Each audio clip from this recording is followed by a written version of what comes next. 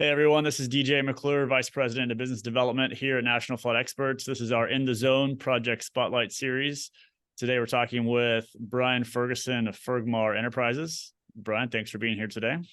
Yeah, absolutely, man. Well, we've been looking forward to this conversation. We actually met for a second time at a conference here recently, which was great to catch up. So we've done quite a few projects now, and now that we're kind of at the tail end, we wanted to reflect on some of these things. But before we jump in, just tell us a little bit about yourself and how you got into real estate. Okay, so 18-year veteran. We started out fix and flip houses 18 years ago, then got into new construction, land development, and then into more long-term holdings. We do multifamily retail strip centers. It's just kind of grown over the years, and then got into the syndication, partnering with investors about 2 years ago, and kind of where our focus is now. The man to know in Victoria, Texas, as the Safe world bet. should know. Yeah. So we met at a multifamily investor network conference in Houston earlier in the year, and that's kind of where the conversation started. And there was one particular property that you were telling me you had just acquired that really sparked the conversation. So let's start there and just talk a little bit about that particular property and how the flood zone became an issue. Sure. So we had just acquired the property. We had it set up with one lender who, with all the changing in times, they changed their terms on us last minute. So we actually flipped it to a cash deal, and then we did a short term. We have a short term 2-year note on it where we're going to go in. We have to overhaul all the units, major occupancy issues. It was a huge value add play. So, and then we'll take it to permanent.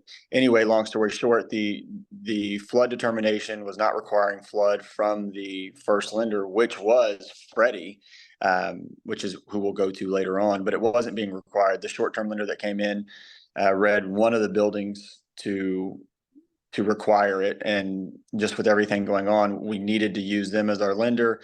The way they were determining it wasn't what the previous lender was, so it sparked a $5,000 roughly flood policy that was not in our underwriting or pro forma last minute. And this had all kind of recently happened when we met at the conference back in, I believe this was February or so. Yeah, and this is something that I think a lot of investors should know about. There's third parties that run these flood zone determinations, and it's not always consistent, like you had in your experience from one lender to the next. And, we find these inconsistencies pretty constantly. So you worked with Michael on our team. Talk to me a little bit about the experience, from first project to now nearly 7 that we finished. Yeah, I mean, Michael was great. The process is a no-brainer. He's been very communicative. We have a larger team, and we have like an insurance department here, so he's worked well with them. He's done very well of calling and explaining it out to me, and then I need phone conversation and then in writing, because my memory's not what it used to be. I have to reference. So, in the beginning, I told him he'd tell me everything, and I said, "Great, I need it in writing." So then he'd put a synopsis in the email so my whole team's on the same page, and it's worked really well. It's kind of like you forget about it, and he's even helped. Part of this is when you go back to these lenders and tell them, "Oh, well, I hired this, National Flood Experts group, and they have now rework this and it's no longer in the flood zone." They don't take that real lightly. We've learned they want to kind of fight at it. No, we said it has to have it. It's part of our underwriting. They're very analytical in that sense. And I'll be honest, could I go read and learn everything that they're telling me and that Michael's telling me and have it memorized? Sure, but I can also find something more valuable to do throughout the day, and inside or working on the business. So what we would do is we'd tag Michael in it when they'd start fighting with us over the cancellation, and he kind of took it from there. So that was great as well. He got it to the end, and he would explain. I've learned a lot along the way, but when they get into those, A, B, A, X, I'm like, okay, here, I'm just going to tag Michael in this email, and he would, educate them on why they're incorrect and why it's been, fixed or modified, and it worked every time. Service is a big part of this, right? We do this every day, and it's that's part of where we really dig into the partnership, because we want to help start to finish. We want to make this as hands-off as we can for all our clients. So it's great to hear that. And so now 7 properties almost finished up. What type of impact has this had on the properties, would you say, from your opinion at this point? So, initial, some of the ones already had pretty good debt in place, stuff that's, sitting in the twos or threes. Like, we're not going to refinance it because we knocked off a couple grand in flood insurance or whatever it is, but we're now saving a couple grand in flood insurance. So still, it's still, it's still a no brainer. The one we happen to only have the one that will be refinanced in the near future.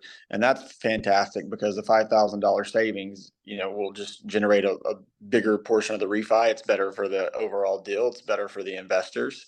So that's fantastic there. When we do refi these other ones, that'll be great as well, because the ones that did have flood insurance in place, that definitely, we had quite a few agents, complexes that y'all were able to help on it. And again, most of these were barely in. There was like a piece of the left corner of the property. I mean, it was nothing. And some of them were ones we did not have flood insurance previously. And then, when they were with a local, say, Prosperity Bank or something to that accord. And then when we took them to agency, Freddie, no, we need the flood. So it was an expense that we didn't have that we've now had for the past few years. We won't have for years to come. And when we do refi them, it will definitely help the loan proceeds there, which is fantastic. And one point to make too is, so when you do refinance with, Fannie or Freddie down the road, that MAP amendment will have the same effect. So not all investors are aware that, once FEMA's removed it from the flood zone, that that removes the requirements for the Fannie Freddie loans just the same. So yeah, absolutely. Kind of brings us to the last question, Brian. So what advice would you have for other investors that are either running into flood zones or own properties currently in flood zones? One, if it's a big enough project if it's a big enough hit when you're in underwriting, it could almost be, it's worth a conversation with you guys then, because you don't want to pull something out and say, oh, I'm going to pull out 10 grand in my underwriting, and then it can't happen. Right. So I guess it's a little trickier in underwriting, and maybe that's something you can comment on what you recommend when they're in the underwriting phase. But if you have something you already own and you're currently paying flood insurance at that point, I've told you this, it's an absolute no brainer. If I have a $10,000 flood policy and I can pay you a year policy and then save it for the next 5, 10, 20, how many ever years I hold it, regardless of you're going through a refi. I don't care if you paid cash for a property, you're still saving for years to come. I mean, that'd be like someone coming to me and saying, hey, if you pay $50,000 in property taxes to me right now, you'll never pay the property taxes again. Well, we'd all jump on that ship. It's no difference, right? Like, insurance is one of those things. To me, it's insurance, taxes, it's all the same. It's just this recurring cost that maybe we'll see a benefit of, maybe we never will, so I think it's a fantastic product. And I had someone ask me the other day, well, what if I just wanted to keep flood insurance on there? And I was actually this was just this week we had this conversation. I was referring you guys to a friend of mine. He's like, I just feel comfortable. I've seen the water rise. I want to keep it on there anyway. Like, that's great. You can keep it on there. The policy should still be at a lesser value once it's been reallocated. So again, to me, it's a no-brainer. I think everyone should be looking into it. All of us hire, on a large enough deal, we're going to hire a tax expert to project our taxes. We're going to go get an insurance quote for the property insurance. I mean, if it's what you should be doing, proper due diligence, right? Let's not guess. Same concept here. If it has flood insurance, let's do the due diligence. They should be giving you guys a call and saying, hey, look at this. What do you think? And again, we're going to, from now on, it's in our model to treat it just like property insurance or your regular hazard, insurance policy. Well, thanks for the comments and taking the time. I mean, yeah, you never know what's going to come back from, the no cost review. We were 7 out of 7. So it's a, 100% batting with your portfolio. But yeah, I mean, to your point, we can take a look at these at any point in the life cycle. Obviously, the earlier we find something, the greater the domino effect year over year will be. So we look forward to future projects, and thanks for being a great client. Man, thank you. We appreciate it.